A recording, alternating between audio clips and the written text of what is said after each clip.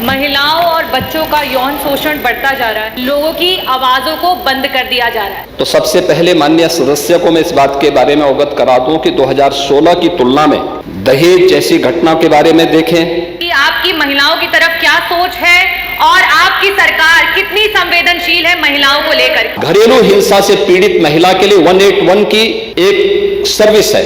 कुल ऐसे कितने यौन शोषण के महिलाओं के लिए 17 से लेकर के 24 के बीच में अपराधियों को सजा दिलाने के मामले में, मामलों के पूरी तरह निस्तारण के मामले में देश के अंदर तीसरे स्थान पर उत्तर प्रदेश है। Prevention of child from sexual offence के तहत कुल कितने केसेस दर्ज किए गए। एक महिला थाना हर जनपद में स्थापित करने के साथ साथ एक अतिरिक्त थाने की जिम्मेदारी भी महिला थानाध्यक्ष को उपलब्ध करवाया गया है।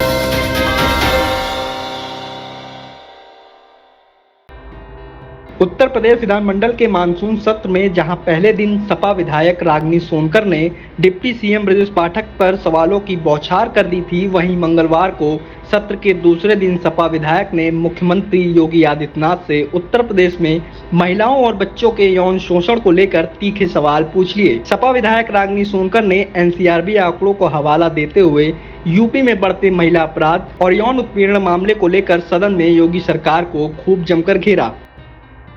प्रश्न मुख्यमंत्री जी से था कि उत्तर प्रदेश में आए दिन महिलाओं और बच्चों का यौन शोषण बढ़ता जा रहा है, उसके दर को रोकने के लिए और उनकी मदद करने के लिए सरकार ने क्या कोई योजना बनाई है। मुख्यमंत्री जी, मैं आभार व्यक्त करना चाहूंगी कि आपने जवाब में लिखा कि हाँ, दर बढ़ता जा रहा है। आप खुद इस बात को मानते हैं कि उत्तर प्रदेश में महिलाओं का उत्पीड़न हो या बच्चों का उत्पीड़न हो, उसमें आज उत्तर प्रदेश टॉप के नंबर पे है, पूरे इंडिया में सबसे पहले नंबर पे।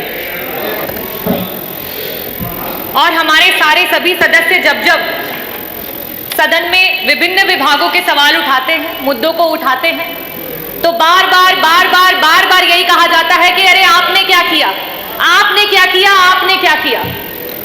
अध्यक्ष जी, जब हमारी सरकारें रहीं तो अगर इस तरीके की वारदातें हुई तो उस पे लोगों ने आक्रोश जाहिर किया, लोगों ने धरना किया और उसकी अनुमति मिली, लोकतंत्र जीवित रहा। आज ये स्थिति हो चुकी है कि आप स्वयं इस बात पे हामी भर रहे हैं कि एनसीआरबी के आंकड़े बढ़ते चले जा रहे हैं, लोगों की आवाजों को बंद कर दिया जा रहा है। कल विधानसभा में जब एक प्रश्न एक महिला जनप्रतिनिधि के द्वारा स्वास्थ्य मंत्री जी से किया गया तो उनके द्वारा नंगा जैसा शब्द का प्रयोग करना ये दर्शाता है कि आपकी महिलाओं की तरफ क्या सोच है और आपकी सरकार कितनी संवेदनशील है महिलाओं को लेकर के। अध्यक्ष जी, हम समाजवादी हैं, हम संविधानवादी हैं। आपकी झूठ को तेज आवाज में बोलने पे हम डरने वाले नहीं हैं, हम आंदोलन करेंगे। मेरा प्रश्न मुख्यमंत्री जी से सीधा है कि 2017 से लेकर के 2023 तक कुल ऐसे कितने यौन शोषण के महिलाओं के लिए और साथ ही साथ prevention of child from sexual offence के तहत कुल कितने केसेस दर्ज किए गए और उन लोगों को सरकार के द्वारा किस प्रकार की योजनाओं के तहत मदद की गई। क्या कोई काउंसलिंग सेशंस ऑर्गेनाइज किए गए उनकी मदद के लिए? क्या उन्हें बेहतर शिक्षा और चिकित्सा प्रोवाइड की गई? क्या उसकी सरकार ने जिम्मेदारी ली? क्या कोई स्किल डेवलपमेंट प्रोग्राम्स या फिर एडवांस हायर स्टडीज के माध्यम से उन्हें मदद की गई कि वो अपना भूतकाल जो इतना सदमे वाला है उसे भूल करके एक बेहतर भविष्य की तरफ सोच सके? मेरा दूसरा प्रश्न आपसे ये है कि अभी हाल फिलहाल में बलिया की न्यूज सभी सदस्यगण यहाँ हैं, वो जानते हैं कि आज बॉर्डर्स कहीं से भी सुरक्षित नहीं है और साथ ही साथ आपको शायद अपने अधिकारियों पे भरोसा भी नहीं है कि एसपी बलिया होने के बावजूद भी बाहर से एक टीम भेजी गई और वहां पे जांच कराई गई। इन बातों के मद्देनजर मैं ये पूछना चाहती हूँ कि ये अपने आप में दर्शाता है कि ह्यूमन ट्रैफिकिंग आए दिन बढ़ती चली जा रही है। तो 2017 से लेकर के 2027 के बीच में टोटल महिलाओं और बच्चों को लेकर के कितने केस हैं, मुकदमे हैं लापता गुमशुदगी के जो दर्ज हुए और उनमें से कितने लोग आज भी गुमशुदा हैं आपके 8 साल के टेन्योर की सरकार में जिनको आप नहीं ढूंढ पाए हैं? कृपया इसका जवाब दें। धन्यवाद। वहीं उत्तर प्रदेश के मुख्यमंत्री योगी आदित्यनाथ ने रागिनी सोनकर के सवालों की तारीफ करते हुए कहा कि सदन में इस विषय पर सभी सदस्यों को जानकारी होनी चाहिए। इसके बाद उन्होंने एक एक करके यूपी की कानून व्यवस्था, महिलाओं और बच्चों के यौन शोषण के मामलों को निस्तारण करने के आंकड़े गिनाए। माननीय सदस्य ने एक बहुत महत्वपूर्ण मुद्दे की ओर सदन का ध्यान आकर्षित किया है और वास्तविक तथ्य इस माननीय सदन के समक्ष आने चाहिए। महिला और बाल सुरक्षा और खासतौर पर सेक्सुअल हैरेसमेंट से जुड़े हुए जो मुद्दे होते हैं वह केवल बाहर से ही नहीं होते हैं। इसके दोनों तरीके हैं, घर के अंदर भी और घर के बाहर भी, और इसलिए इन दोनों मुद्दों को ध्यान में रख करके सरकार ने इस दिशा में जो ठोस कदम उठाए हैं वह इस सदन के सभी माननीय सदस्यों के संज्ञान में बहुत आवश्यक हैं।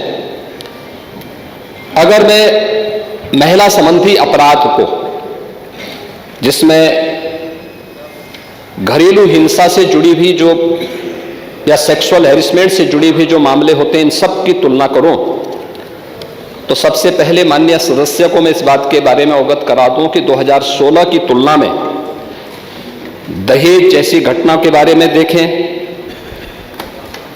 तो 2016 की तुलना में 2016 में कुल घटनाएं घटित हुई थी, उनकी तुलना में 23-24 के बीच में लगभग 17.5% की कमी घटनाओं में आई है। बलात्कार की घटनाओं में 2016 की तुलना में अगर 23-24 में हम उसकी तुलना करें, इसमें 25.30% की कमी दिखाई गई है।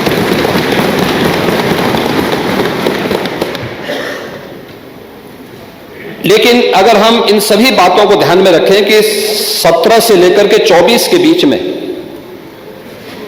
महिला और बालिग जो नाबालिग बच्चे हैं उनके खिलाफ यौन उत्पीड़न से जुड़े हुए जो मामले हैं, उनमें से प्रदेश सरकार ने अपने प्रोसिक्यूशन विंग को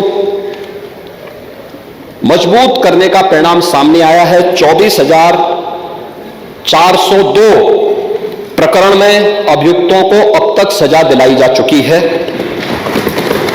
मुझे बताते हुए प्रसन्नता है कि उत्तर प्रदेश देश के उन टॉप 3 राज्यों में है जिन लोगों ने पेंडेंसी को पूरा करते हुए, और देश के अंदर जो पेंडेंसी रेट के आधार पर प्रदेश का देश में द्वितीय स्थान, और इन मामलों को अपराधियों को सजा दिलाने के मामले में, मामलों के पूरी तरह निस्तारण के मामले में देश के अंदर तीसरे स्थान पर उत्तर प्रदेश है।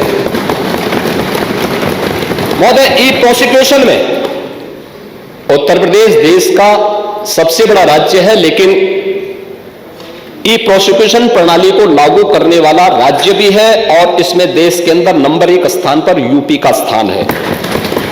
महिला और बाल अपराध संबंधी अभियोगों के निस्तारण में देश में प्रथम स्थान है। लगभग हमारे 98% से अधिक मामलों का निस्तारण करने में उत्तर प्रदेश आज देश का वह पहला स्थान रखता है। और मैंने जो पहले भी कहा, घरेलू हिंसा से पीड़ित महिला के लिए 181 की एक सर्विस है, और 1090 बाहर महिला संबंधी अपराध के लिए जब कोई घटना घटित होती है तो कोई महिला कॉल करती है तो उस पर तत्काल सेवा उन्हें उपलब्ध होती है। इन सबको इंटीग्रेट करने का काम भी 112 के साथ इंटीग्रेट करने, 181, 1090 और 112 को भी इंटीग्रेट करके अगर कहीं भी सूचना आ रही है उस सूचना को संबंधित तक भेजने के साथ ही उसको तत्काल रिलीफ मिल सके, इसके लिए भी यहां पर कार्य किया गया है। यही नहीं, प्रदेश के अंदर एक महिला थाना हर जनपद में स्थापित करने के साथ साथ एक अतिरिक्त थाने की जिम्मेदारी भी महिला थानाध्यक्ष को उपलब्ध करवाया गया है, और हर थाने में जो प्रदेश के अंदर 1585 थाने हैं, इन 1585 थानों में महिला हेल्प डेस्क अलग से बना करके एक व्यवस्था बनाई है। और 2020 से हमारी सरकार पूरे प्रदेश के अंदर मिशन शक्ति के एक अभियान को आगे बढ़ा रही है। मिशन शक्ति के अंतर्गत पिछले 7 वर्ष में हम लोगों ने लगभग 1.5 लाख पुलिस कार्मिकों की भर्ती की है प्रदेश के पुलिस बल में।